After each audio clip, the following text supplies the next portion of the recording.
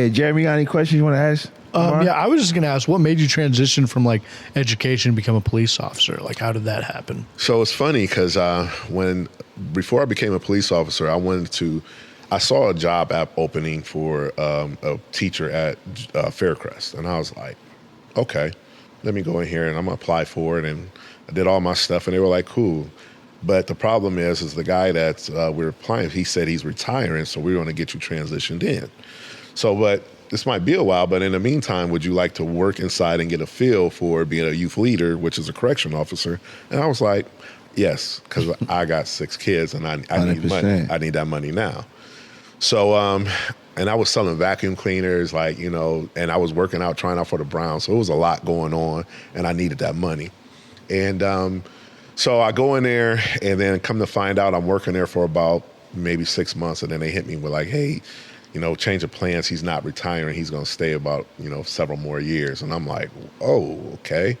So I'm here, and I'm just like, all right, well, I'm here now. So I just started doing this, and I started working with the kids, and I'm like, I'm seeing kids come in that are broken. Like, they're just broken. All the trauma that you can imagine, you're seeing it through these kids. And these kids, they come in there, and I'm talking to them, and I'm working with them, and they respect me. I'm having some of the youngest, biggest gangbangers in here who are rivals, and all they're out here fighting on the street. But when they're in there in that wing with me, I bring them all out, and they're not fighting at all. You're bringing them together. I'm bringing them together. And the police officers were bringing kids in, like, what are you saying or doing to these kids? Because they respect you. Like, they're bringing them into Faircrest, and they're like, man, Mr. Sharpe's going to be mad. He's going to be so disappointed in me. Man. You know what I'm saying? But the problem, what I realized, too, is like we write these kids off because these kids are fine in here, but then when they go back to that same environment that causes them the stress, the anxiety, the trauma, they're going to adapt to do what they know. And so then they do the same things, and then next you know it, they end up right back in there. You know, right back in the facility, locked up. So it was just kind of moving me and said, man, maybe teaching isn't for me. Maybe it's something else. And I couldn't figure out what it was. And they were like, you need to take this police test. And I'm like, oh, man. You're on the fence about it. Yeah. Pause. Because for me, growing up where I grew up in Joy Park Projects in Akron, Ohio. And the project kids and cops didn't mix. There was just like, no. And so I felt like if I was going to do this, then I was going to betray my neighborhood. Yeah. You know what I'm saying? And so I was like, nah, I'm not going to do this. I'm not going to do this. And then it was like the day the test came, I lost my license. I couldn't find you need your license to take the civil service. I lost it. And I said, God's telling me something. Yeah, this is it. This is not meant for me to do it. So then I started looking too, and I'm like, man, I'm making $8.80 an hour, and I got all these kids, and I'm like, something got to give though. So let me just go get my license and see. And in my mind, I'm like, I'm not gonna make this. They're not gonna hire me.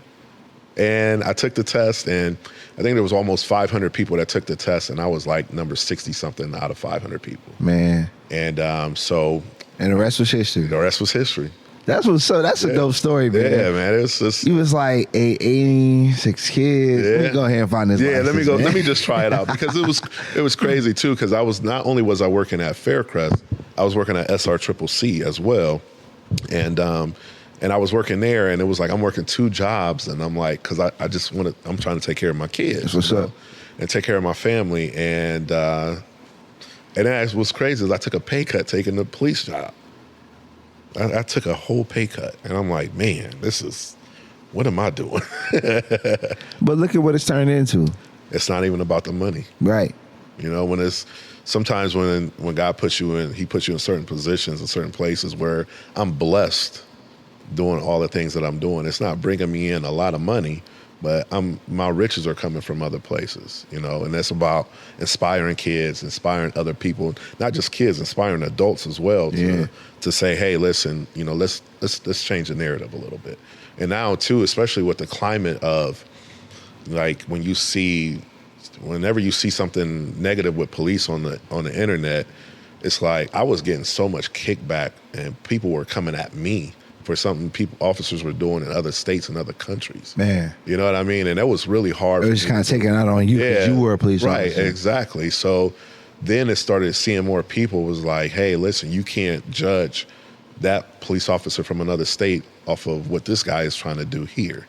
He's trying to make a change. So that it started picking up, and people started respecting me more, and was like, and started saying, you know what, I see what you're doing, and I appreciate what you're doing, because you're trying to offset the narrative. You're trying to change the narrative and make it positive.